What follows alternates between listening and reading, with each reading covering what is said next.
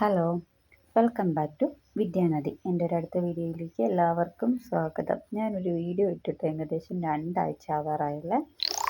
ഞാൻ പറഞ്ഞിരുന്നു എനിക്ക് പനിയായിരുന്നു. എനിക്ക് പനി കഴിഞ്ഞ് ഇപ്പോൾ കൊച്ചിന് പനിയായി. കൊച്ചു ഭയങ്കര വഴക്കായിരുന്നു. ഇപ്പോൾ ഒരു ശകലം കുറഞ്ഞേ ഉള്ളൂ. കംപ്ലീറ്റ്ലി കുറഞ്ഞു എന്ന് പറയാൻ പറ്റില്ല. പിന്നെ എനിക്ക് ശനിയാഴ്ച WCPയുടെ എക്സാം ഉണ്ട്. എത്ര പേർക്കുണ്ട് WCPയുടെ എക്സാം?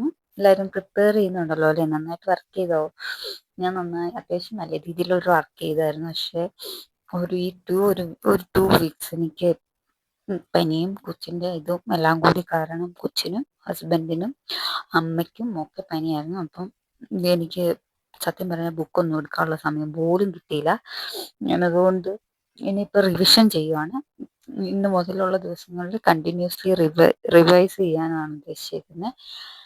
അതുകൊണ്ട് കറക്റ്റ് ഓർഡറിൽ കണ്ടിന്യൂസ്ലി ഇനി ഇട്ടുകൊണ്ടിരുന്നത് പോലെ തന്നെ ഇടുന്നത് അടുത്ത തിങ്കളാഴ്ച മുതൽ ഉണ്ടാവത്തുള്ളൂ. ശനിയാഴ്ചത്തേക്ക് എനിക്ക് അല്ലെങ്കിൽ ഒന്നും നോക്കി തീരില്ല. ഞാൻ നോക്കിയ പോർഷൻസൊക്കെ എനിക്ക് റിവൈസ് ചെയ്ത് നോക്കി തീരണമെങ്കിൽ അത്രയും ദിവസം എടുക്കും. അപ്പോൾ ഞാൻ കൺഫ്യൂസിങ് ഫാക്ട്, അതായത് ഭരണഘടനാ നിർമ്മാണ സഭയുടെ ഇതിൻ്റെ ഫസ്റ്റ് പാർട്ട് ഞാൻ ഓൾറെഡി ഇട്ടിരുന്നു. ഇത് സെക്കൻഡ് പാർട്ടാണ്. കഴിഞ്ഞ ക്ലാസ് കേട്ടിട്ടുണ്ടാവും എന്ന് വിചാരിക്കുന്നു എല്ലാവരും. അപ്പോൾ നമുക്ക് വീഡിയോയിലേക്ക് കിടക്കാം. എല്ലാവരും നന്നായി പ്രിപ്പയർ ചെയ്യുക. അപ്പോൾ കഴിഞ്ഞ വീഡിയോയിൽ നമ്മൾ പറഞ്ഞിരുന്നത് ബേസിക് ഫാക്ട്സ് ആണ്. ബേസിക് ഫാക്ട്സിൻ്റെ ഫസ്റ്റ് ഇതാണ്. അതിൻ്റെ അകത്ത് നമ്മൾ ഇന്ത്യൻ ഭരണഘടന നിർമ്മാണം അതാരാണ്, ഇപ്പോൾ ഡോക്ടർ BR അംബേദ്കറിനെ കുറിച്ച് സംസാരിച്ചു. ഭരണഘടന നിർമ്മാണം ആരംഭിച്ചത്, അതിൻ്റെ ഡേറ്റ്സ്, നിർമ്മാണ സഭ നവംബർ 26 ആ ഡേറ്റുകൾ, 1949 നവംബർ 26, 1949 ഡിസംബർ 11, പിന്നെ Cripps mission March 1946 March 24 Cripps mission, 1946 December 9, December 11, December 13, ഈ 3 ഇത്രയും ആ ഡേറ്റ്സ് ഒക്കെ വളരെ ഇമ്പോർട്ടൻ്റ് ആണ്. പിന്നെ ഭരണഘടനയുടെ സവിശേഷതകൾ, ഭരണഘടനയിൽ പ്രതിപാദിക്കുന്ന എത്ര ഭാഗമാണ്, പിന്നെ ആദ്യമായി എഴുതപ്പെട്ട ഏറ്റവും വലിയ ഭരണഘടന ഏതാ, ആദ്യമായിട്ട് എഴുതപ്പെട്ട ഭരണഘടന ഏതാ, ഭരണഘടന നിർമ്മാണ സഭ രൂപീകരിച്ചതെന്നാ, അങ്ങനെ ഉള്ള ഇതൊക്കെ നമ്മൾ കഴിഞ്ഞ വീഡിയോയിൽ നോക്കിയായിരുന്നു. ഇനിയിപ്പോൾ നോക്കാനുള്ളത് ഇനി ബാക്കിയുള്ളത് നമുക്ക് നോക്കാം. ഭരണഘടനയുടെ മുൻഗാമി, ഇത് നമ്മുടെ SCERT ടെക്സ്റ്റ് ബുക്കിലുള്ളതാണ്. 1947 ഓഗസ്റ്റ് 15 നമുക്ക് സ്വാതന്ത്ര്യം കിട്ടിയത്. പക്ഷേ ഭരണഘടന നിലവിൽ വന്നത് 1950 ജനുവരി 26. അപ്പോൾ സ്വാതന്ത്ര്യം നേടി 2.5 വർഷത്തോളം എന്തായിരുന്നു ഇന്ത്യയുടെ ഭരണഘടനയും നിയമവും?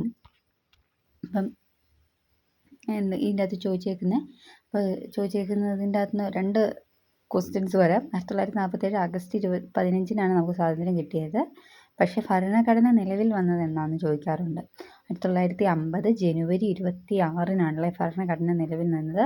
ആ 2.5 വർഷക്കാലം നമ്മൾ എങ്ങനെയാണ് ഭരണം നടത്തിയിരുന്നത്? 1951 ഗവൺമെൻറ് ആക്ട് 1951 1935 ഗവൺമെൻറ് ആക്ട് പ്രകാരമാണ് നമ്മൾ 2.5 വർഷത്തോളം ഇത് നടത്തിക്കൊണ്ടിരുന്നത്. അപ്പം ബ്രിട്ടീഷുകാർ 1935 പാസ്സാക്കിയ ഗവൺമെൻറ് ഓഫ് ഇന്ത്യ ആക്ട് എന്ന നിയമസംഹിതയാണ് റിപ്പബ്ലിക്കായി മാറും വരെ നമ്മുടെ രാജ്യം പിന്തുടർന്നത്. നമ്മുടെ ഭരണഘടനയുടെ പല ആശയങ്ങളും വ്യവസ്ഥകളും ഈ നിയമത്തിൽ നിന്നാണ് എടുത്തിരിക്കുന്നത്. 1950 ജനുവരി 26 നമ്മുടെ ഭരണഘടന നിലവിൽ വന്നത്. 11 മാസവും 17 ദിവസവും നീണ്ടുനിന്ന ഒരു മഹത്തായ പ്രക്രിയയിലൂടെ നിർമ്മിച്ചതാണ് ഇന്ത്യൻ ഭരണഘടന. അപ്പം ഇന്ത്യൻ ഭരണഘടന നിർമ്മിക്കാനുണ്ടായ കാലയളവ് ചോദിക്കാറുള്ളതാണ്. 11 മാസവും 17 ദിവസവും. എത്രയാ? 2 വർഷം. ഈ കൂടെ 2 വർഷം എന്നുണ്ട്. 2 വർഷവും 11 മാസവും 17 ദിവസവും നീണ്ടു നിന്ന ഒരു മഹത്തായ പ്രക്രിയയിലൂടെയാണ് നമ്മൾ ഇന്ത്യൻ ഭരണഘടന നിർമ്മിച്ചത്.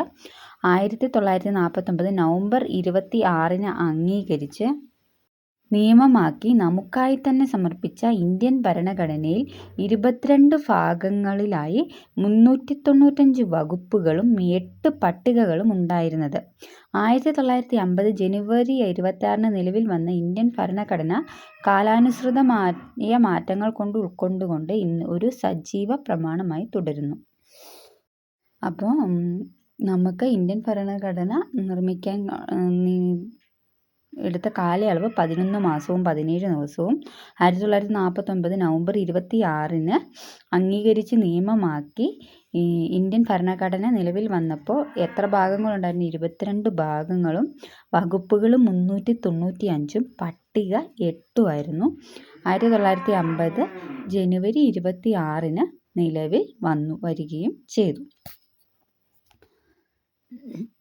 ഭരണഘടന നിർമ്മാണ സഭ അംഗീകരിച്ചത് 1946 ഡിസംബർ 6 ക്യാബിനറ്റ് മിഷൻ പദ്ധതിയുടെ അടിസ്ഥാനത്തിൽ ഭരണഘടന നിർമ്മാണ സഭ രൂപീകരിക്കപ്പെട്ടു.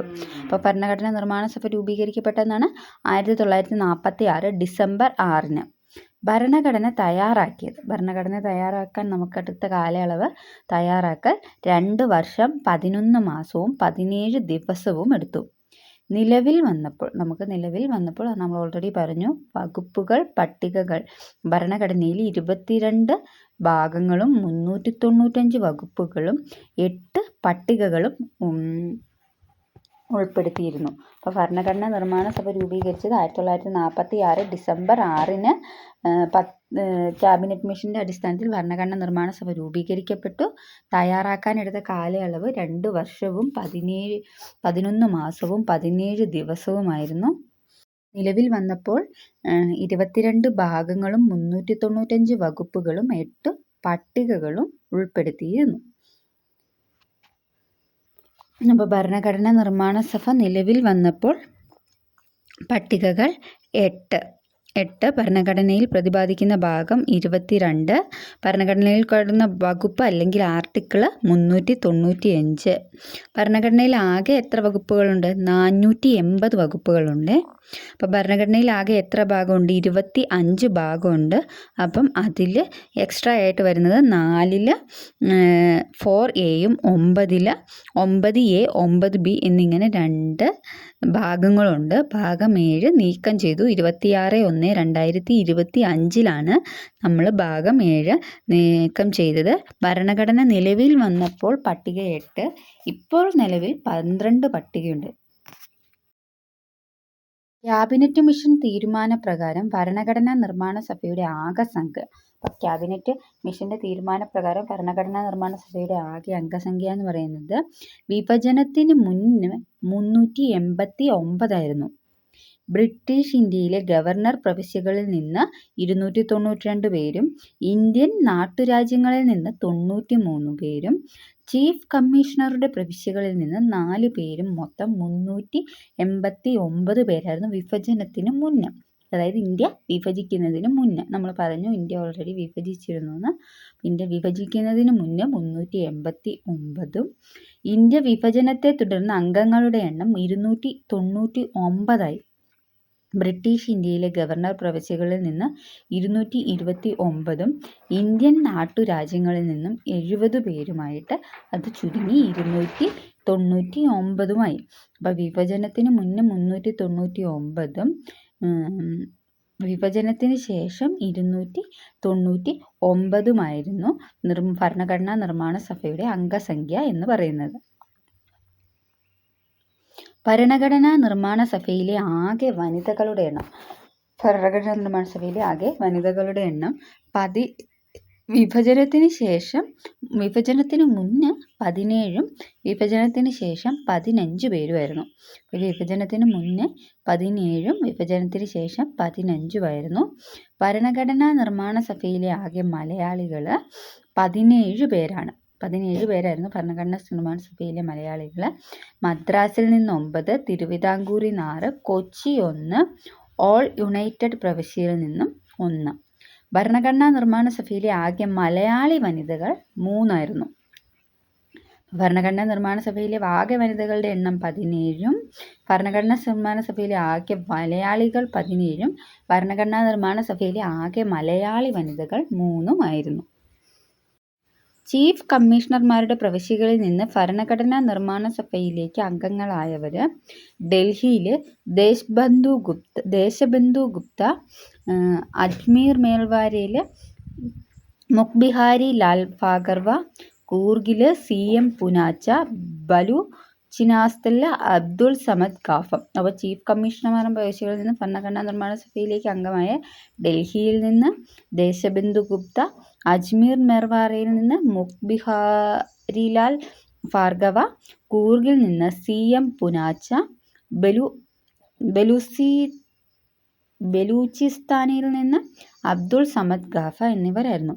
ഭരണഘടനാ നിർമ്മാണ സഭയിലെ മലയാളികൾ മദ്രാസ്, മലബാർ ഭാഗത്തിൽ നിന്നും ഉള്ളതായിരുന്നു. 1 K Madhava Menon, 2 B Pokker, C AK Menon, D P Kunhiraman, E KTM Ahmed Ibrahim, അടുത്തത് അബ്ദുൾ സത്താർ ഹാജി, അടുത്തത് മുഹമ്മദ് ഇസ്മായിൽ സാഹിബ്, അടുത്തത് അമ്മു സ്വാമിനാഥൻ, ലാസ്റ്റ് ദാക്ഷായണി വേലായുധൻ. അപ്പോൾ 9 പേരായിരുന്നു. 1 K Madhava Menon, 2 B Pokker, 3 AK Menon, 4 P Kunhiraman, 5 KTM Ahmed Ibrahim, Abdul Sattar Haji 6, 7 Muhammad ഇസാമിയൻ Sahib, 8 Ammu Swaminathan, 9 Dakshayani Velayudhan.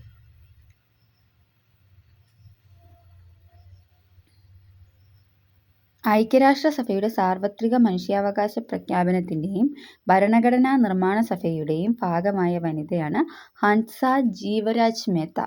ഐക്യരാഷ്ട്രസഭയുടെ സാർവത്രിക മനുഷ്യാവകാശ പ്രഖ്യാപനത്തിൻ്റെയും ഭരണഘടനാ നിർമ്മാണ സഭയുടെയും ഭാഗമായ വനിത ഹൻസ ജീവരാജ മേത്ത. കേരളത്തിൽ നിന്നും ഭരണഘടനാ നിർമ്മാണ സഭയിലേക്ക് നാമനിർദ്ദേശം ചെയ്ത വനിതയാണ് AV കുട്ടിമാളു അമ്മ. ഭരണഘടനാ നിർമ്മാണ പ്രവർത്തനങ്ങൾ ആരംഭിച്ചത് 1946 ഡിസംബർ 11. ഭരണഘടനാ നിർമ്മാണ പ്രവർത്തനങ്ങൾ ആരംഭിച്ചത് 1946 ഡിസംബർ 13 ജവഹർലാൽ നെഹ്റു അവതരിപ്പിച്ച ലക്ഷ്യപ്രമേയത്തോടെയാണ്. അത് ഇന്ത്യൻ ഭരണഘടനാ നിർമ്മാണ പ്രവർത്തനങ്ങൾ ആരംഭിക്കുന്നതെങ്ങനെ ജവഹർലാൽ നെഹ്റു അവതരിപ്പിച്ച ലക്ഷ്യപ്രമേയത്തോടെയാണ്. ഇത് പിന്നീട് ഇന്ത്യൻ ഭരണഘടനയുടെ ആമുഖമായി മാറി. ഇന്ത്യൻ ഭരണഘടനയുടെ ആമുഖം ആയിട്ട് മാറിയത് ജവഹർലാൽ നെഹ്റു അവതരിപ്പിച്ച ലക്ഷ്യപ്രമേയമാണ്. ഭരണഘടനാ നിർമ്മാണ സഭ ലക്ഷ്യപ്രമേയം അംഗീകരിച്ചത് 1947 ജനുവരി 22. ഭരണഘടനാ നിർമ്മാണ സഭ ലക്ഷ്യപ്രമേയം അംഗീകരിച്ചത് 1947 ജനുവരി 22. ഭരണഘടനാ നിർമ്മാണ സഭ നിയമ നിർമ്മാണ സഭയായി മാറിയത് 1947 ഓഗസ്റ്റ് 14 അർദ്ധരാത്രിയിലായിരുന്നു. ഭരണഘടനാ നിർമ്മാണ സഭ ഒരു നിയമസഭയായി മാറിയത് 1947 ഓഗസ്റ്റ് 14 അർദ്ധരാത്രിയിലായിരുന്നു. ഭരണഘടനാ നിർമ്മാണ സഭ ഒരു നിയമനിർമ്മാണ സഭയായി ആദ്യമായി സമ്മേളിച്ചത് 1947 നവംബർ 17. ഇതിനെ തുടർന്ന് സഭയുടെ സ്പീക്കറായി GV മാവ്ലങ്കാറിനെ തിരഞ്ഞെടുത്തു. അപ്പോൾ ആദ്യത്തെ സ്പീക്കർ ആരായിരുന്നു? GV മാവ്ലങ്കാർ. അപ്പോൾ ഈ ഭരണഘടനാ നിർമ്മാണ സഭ പ്രവർത്തനങ്ങൾ ആരംഭിച്ചത് 1945 ഡിസംബർ 13 ജവഹർലാൽ നെഹ്റു അവതരിപ്പിച്ച ലക്ഷ്യപ്രമേയത്തോടെയാണ്. അത് പിന്നീട് ഇന്ത്യൻ ഭരണഘടനയുടെ ആമുഖമായി. ഈ ഭരണഘടനാ നിർമ്മാണ സഭ ലക്ഷ്യപ്രമേയം അവതരിപ്പിച്ചത് 1947 ജനുവരി 22. ഭരണഘടനാ നിർമ്മാണ സഭ ഒരു നിർമ്മാണ സഭയായി മാറിയത് 1947 ഓഗസ്റ്റ് 14 അർദ്ധരാത്രിയിലാണ്. ഭരണഘടനാ നിർമ്മാണ സഭ ഒരു നിയമനിർമ്മാണ സഭ ആദ്യമായി സമ്മേളിച്ചത് 1947 നവംബർ 17. ഇതിനെ തുടർന്ന് സഭയുടെ സ്പീക്കറായി GV മാവ്ലങ്കാറിനെ തിരഞ്ഞെടുത്തു. ഭരണഘടനാ നിർമ്മാണ സഭയിലെ മേജർ കമ്മിറ്റികൾ. Committee on the rules of procedure Rajendra Prasad. Committee on the rules of procedure Rajendra Prasad. Steering committee Rajendra Prasad. Union powers committee Jawaharlal Nehru.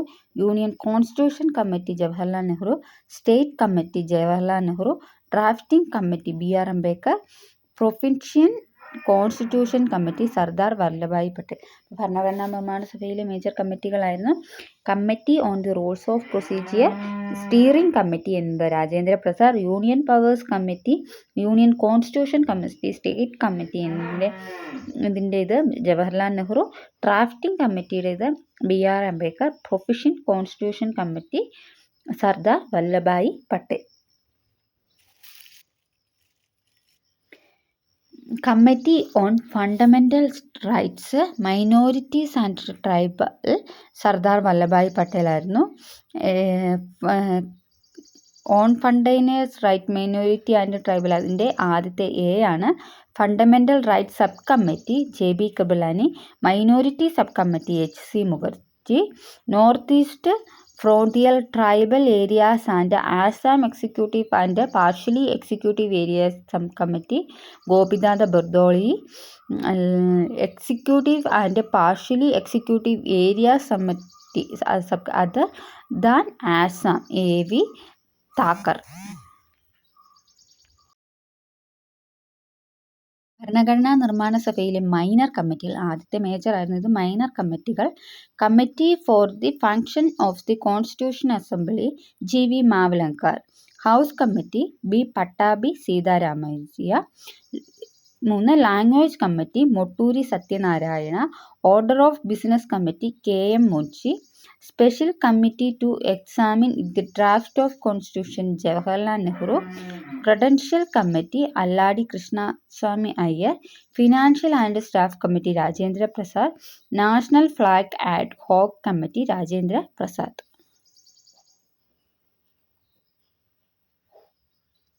ADHOC hoc committee on the supreme court S Varadachari. Not member ആയിരുന്നില്ല. Committee on chief commissioner provisions B Pattabhi Sitaramayya. Expert committee on the financial Nalini Rajan Shankar. Provisions of the union constitution linguistic provisions committee SK Dhar. അതും member ആയിരുന്നില്ല. Press gallery committee Ushanath Sen. അതും member ആയിരുന്നില്ല. ADHOC committee on citizenship S Varadachari. അതിനും member ആയിരുന്നില്ല. ADHOC committee on സിറ്റി സൺഷിപ്പും ADHOC hoc committee on the supreme കോർട്ടും S വരദാചാരിയാണ്. ഭരണഘടനാ നിർമ്മാണ സഭ അംഗീകരിച്ച പ്രധാന ദിവസങ്ങൾ: ദേശീയ പതാക ഭരണഘടന അംഗീകരിച്ചത് 1947 ജൂലൈ 22. ദേശീയ ഗാനം ഭരണഘടന അംഗീകരിച്ചത് 1950 ജനുവരി 24. ദേശീയ ഗീതം ഭരണഘടനാ നിർമ്മാണ സഭ ആരംഭിച്ചത് 1950 ജനുവരി 24. ദേശീയ മുദ്ര ഭരണഘടനാ നിർമ്മാണ സഭ അംഗീകരിച്ചത് 1950 ജനുവരി 26. ഇനി പറയാൻ പോകുന്നത് നമ്മുടെ ഭരണഘടനയുടെ സവിശേഷതകളാണ്. ഇനി പറയാൻ പോകുന്നത്. ആദ്യത്തേതാണ് ഏറ്റവും വലിയ ഭരണഘടന. ഏറ്റവും വലിയ ഭരണഘടന എന്ന് പറയുന്നത് ഇന്ത്യൻ ഭരണഘടനയാണ്. ഏറ്റവും വലിയ എഴുതപ്പെട്ട ഭരണഘടന എന്ന് പറയുന്നത് ഇന്ത്യൻ ഭരണഘടനയാണ്. 1.5 ലക്ഷത്തോളം വാക്കുകൾ അടങ്ങിയ സമഗ്രവും വിപുലവുമായ രേഖ. രാജ്യത്തിന്റെ വൈവിധ്യവും വൈപുല്യവും പരിഗണിച്ചുള്ള വിശദമായ ഉള്ളടക്കം. 2. പാർലമെന്ററി ജനാധിപത്യം. കാര്യനിർവഹണ വിഭാഗത്തിലെ അംഗങ്ങൾ നിയമനിർമ്മാണ സഭയിൽ നിന്നുള്ളവരായിരിക്കും. നിയമനിർമ്മാണ വിഭാഗം കാര്യനിർവഹണ വിഭാഗത്തെ നിയന്ത്രിക്കുകയും ചെയ്യുന്നു. അപ്പം എഴുതപ്പെട്ട ഏറ്റവും വലിയ ഭരണഘടന ഉള്ളത് ഇന്ത്യക്കാണ്. ഇന്ത്യൻ ഭരണഘടനയാണ്. പാർലമെന്ററി ജനാധിപത്യമാണ്. പാർലമെന്ററി ജനാധിപത്യം എന്ന കാര്യനിർവഹണ വിഭാഗത്തിലെ അംഗങ്ങൾ നിയമനിർമ്മാണ സഭയിൽ നിന്നുള്ളവരായിരിക്കും. നിയമനിർമ്മാണ വിഭാഗം കാര്യനിർവഹണ വിഭാഗത്തെ നിയന്ത്രിക്കുകയും ചെയ്യുക. അതാണ് പാർലമെന്ററി ജനാധിപത്യം. അടുത്തത് ദൃഢവും അയവുള്ളതുമായ ഘടന. അതായത് ചില വ്യവസ്ഥകൾ ഭേദഗതി ചെയ്യാൻ പ്രത്യേക നടപടിക്രമങ്ങൾ പാലിക്കേണ്ടതുണ്ട്. എന്നാൽ മറ്റു ചിലത് സാധാരണ നിയമനിർമ്മാണ രീതിയിൽ ഭേദഗതി ചെയ്യാവുന്നതാണ്. അപ്പം ദൃഢവും അപ്പം ചിലയിടത്ത് ഭയങ്കര കർശനമായ നിയമങ്ങളാണെങ്കിലും ചിലയിടത്ത് പെട്ടെന്ന് തന്നെ നമുക്ക് ഭേദഗതി ചെയ്യാൻ സാധിക്കും എന്നുള്ളതാണ് മൂന്നാമത്തെ പ്രത്യേകത. 4. മൗലിക അവകാശങ്ങളും മൗലിക കർത്തവ്യങ്ങളും. നമ്മുടെ ഇന്ത്യയിൽ മൗലിക അവകാശങ്ങളും മൗലിക കർത്തവ്യങ്ങളും വളരെ ഇമ്പോർട്ടൻ്റ് ആണിത്. ഓരോ വ്യക്തിക്കും രാഷ്ട്രം ഉറപ്പുവരുത്തേണ്ട അടിസ്ഥാന അവകാശങ്ങളും പൗരർ രാഷ്ട്രത്തോടും സമൂഹത്തോടും പാലിക്കേണ്ട ഉത്തരവാദിത്തങ്ങളും. ഇത് രണ്ടും ആണ് മൗലിക അവകാശങ്ങളും മൗലിക കർത്തവ്യങ്ങളും. മാർഗനിർദ്ദേശക തത്വങ്ങൾ. ഭാവി രാഷ്ട്രത്തിന്റെ സാമൂഹിക സാമ്പത്തിക അഭിവൃദ്ധിക്കായി രാഷ്ട്രത്തിന് നൽകിയിട്ടുള്ള നിർദ്ദേശങ്ങളാണ് മാർഗനിർദ്ദേശക തത്വങ്ങൾ. അടുത്തതാണ് ദ്വിമണ്ഡല നിയമ നിർമ്മാണ സഭകൾ. മൊത്തം ജനത്തെയും പ്രതിനിധീകരിക്കുന്ന ആദോ സഭ, അതായത് ലോകസഭ നിയമനിർമ്മാണത്തിൽ രണ്ടാമതൊരു ചിന്തയ്ക്കായി സംസ്ഥാനങ്ങളെ പ്രതിനിധീകരിക്കുന്ന ഉപരിസഭ എന്നിങ്ങനെ രണ്ട് സഭകളുണ്ട്. അപ്പോൾ ദ്വിമണ്ഡല നിയമസഭകൾ എന്ന് പറഞ്ഞിട്ടുണ്ടെങ്കിൽ രണ്ടെണ്ണം, ലോകസഭയും രാജ്യസഭയും ഉണ്ട്. അപ്പം മൊത്തം ജനത്തെയും പ്രതിനിധീകരിക്കുന്ന സഭ ലോകസഭയും നിയമനിർമ്മാണത്തിൽ രണ്ടാമതൊരു ചിന്തയ്ക്കായി സംസ്ഥാനങ്ങളെ സംസ്ഥാനത്തുള്ളത് രാജ്യസഭയും നമുക്കതറിയാലോ. ഇനി ഇത് ബ്രിട്ടീഷ് ഭരണഘടന, ഐറിഷ് ഭരണഘടന. ഇനി നമ്മൾക്ക് ഇമ്പോർട്ടൻ്റ് ആയിട്ടുള്ള ഇത് നമ്മുടെ ഭരണഘടന പൊതുവെ പറയപ്പെടുന്നതാണ് കടമെടുത്ത ഭരണഘടന, borrow features of Indian constitution. കടമെടുത്ത ഭരണഘടനയാണെന്ന് പറയാറുണ്ട്. അപ്പം നമ്മൾ പല ആശയങ്ങളും പലയിടത്തു നിന്നും കടമെടുത്തതാണ്. ആ കടമെടുത്ത ആശയങ്ങൾ എന്തൊക്കെയാണെന്നാണ് ഇനി നോക്കുന്നത്. ബ്രിട്ടീഷ് ഭരണഘടന കേവല ഭൂരിപക്ഷ വ്യവസ്ഥ, FPTP, പാർലമെന്ററി ഭരണ സമ്പ്രദായം, നിയമവാഴ്ച എന്ന ആശയം, സ്പീക്കറുടെ സ്ഥാപനവും അവരുടെ പങ്കും, നിയമനിർമ്മാണ നടപടിക്രമം എന്നിവ ബ്രിട്ടീഷ് ഭരണഘടനയിൽ നിന്നും. ഐറിഷ് ഭരണഘടന രാഷ്ട്രീയ നയവുമായി ബന്ധപ്പെട്ട നിർദ്ദേശക തത്വങ്ങൾ കടമെടുത്തതും. ഫ്രാൻസിന്റെ ഭരണഘടന സ്വാതന്ത്ര്യം, സമത്വം, സാഹോദര്യം എന്നിവ കടമെടുത്തത്. അമേരിക്കൻ ഭരണഘടനയിൽ നിന്ന് മൗലികാവകാശത്തെക്കുറിച്ചുള്ള അധ്യായം, നീതിന്യായ പുനഃപരിശോധനാധികാരം, നീതിന്യായ വിഭാഗത്തിന്റെ സ്വാതന്ത്ര്യം എന്നിവയും. കനേഡിയൻ ഭരണഘടനയിൽ നിന്ന് അർദ്ധ ഫെഡറൽ ഗവൺമെന്റ്, ശക്തമായ കേന്ദ്ര ഗവൺമെന്റോടുകൂടിയ ഫെഡറൽ സംവിധാനം, അവശിഷ്ട അധികാരം എന്ന ആശയം ഇത്രയും കടമെടുത്തതാണ്. ഇനി അടുത്തത് ഗവൺമെന്റ് ഓഫ് ഇന്ത്യ ആക്ട് 1935. അതിൽ നിന്ന് കടമെടുത്തത് ഗവൺമെന്റ് ഓഫ് ഇന്ത്യ ആക്ട് 1935 എന്തൊക്കെ കടമെടുത്തിട്ടുണ്ട് എന്ന് നമുക്ക് നോക്കാം. ഫെഡറൽ സിസ്റ്റം, അതായത് സംയുക്ത ഭരണ വ്യവസ്ഥ, public service commission, office of governor പദവി, ജുഡീഷ്യറി നീതിന്യായ സംവിധാനം, എമർജൻസി പ്രൊവിഷൻ അടിയന്തര വ്യവസ്ഥകളും, അഡ്മിനിസ്ട്രേറ്റീവ് ഡീറ്റെയിൽസ്. ഇത്രവ ഗവൺമെന്റ് 1935 ഗവൺമെന്റ് ഓഫ് ആക്ടില് ഇത്രയും പങ്കും നമ്മൾ കടമെടുത്തതാണ്. Federal system, public service commission, office of governor, judiciary, emergency provision, administrative details എന്നിവ നമ്മൾ കടമെടുത്തതാണ്. അടുത്തത് USSR, റഷ്യയിൽ നിന്ന് കടമെടുത്ത ആശയങ്ങളാണ്. ഏതൊരു സർക്കാർ അധികാരത്തിലെത്തിയാലും അതിന്റെ ഫണ്ട് വിനിയോഗിക്കുന്നത് ഒരു ഡ്യൂട്ടി പോലെ കണ്ടാണ് പിന്നെ ഫണ്ട് വിനിയോഗം എങ്കിൽ അഞ്ചാമത്തെ വർഷമാക്കണം. അതായത് fundamental duties, 5-year plan, idea of justice in the preamble, അതായത് മൗലിക കടമ, പഞ്ചവത്സര പദ്ധതി, ആമുഖത്തിൽ പ്രതിപാദിക്കുന്ന നീതി എന്ന ആശയം എന്നിവ റഷ്യയിൽ നിന്ന് കടമെടുത്തതാണ്. അടുത്തത് അമേരിക്കയിൽ നിന്ന് കടമെടുത്തതാണ്. Fundamental rights, judicial review, supreme court, independent nature of judiciary, the preamble, removal of judges, post of vice president, judicial activism, impeachment of president, due process of law എന്നിവ. അപ്പോൾ ഫണ്ടമെന്റൽ റൈറ്റ്സ്, അതായത് മൗലിക കടമകൾ, നിയമ പുനഃപരിശോധന, സുപ്രീം കോർട്ട്, അതായത് supreme കോടതി, the independent nature of judiciary, അപ്പം നമുക്ക് ഒരു നിയമത്തിൽ നിന്ന് കിട്ടേണ്ട സ്വാതന്ത്ര്യം, നമ്മുടെ പ്രിയാമ്പിൾ ആമുഖം, പിന്നെ റിമൂവൽ ഓഫ് ജഡ്ജസ്, അപ്പൊ തെറ്റ് കണ്ടാൽ ജഡ്ജസ് ആണെങ്കിലും അവരെ റിമൂവ് ചെയ്യുന്നത്, വൈസ് പ്രസിഡന്റിന്റെ പോസ്റ്റ്, പിന്നെ ഇംപീച്ച്മെന്റ്. അതായത് നമ്മൾ ഇംപീച്ച്മെന്റ് എന്താന്ന് വെച്ചിട്ടുണ്ടെങ്കിൽ ഒരു തെറ്റ്, നമ്മളൊരു തെറ്റിപ്പം പ്രസിഡന്റ് ആണെങ്കിൽ തെറ്റ് ചെയ്തിട്ടുണ്ടെന്ന് നമുക്കിത് ചെയ്തിട്ടുണ്ടെങ്കിൽ ഇംപീച്ച്മെന്റ് ഉപയോഗിച്ച് പുറത്താക്കപ്പെടാൻ സാധിക്കും. ഇതാണ് ഇംപീച്ച്മെന്റ്.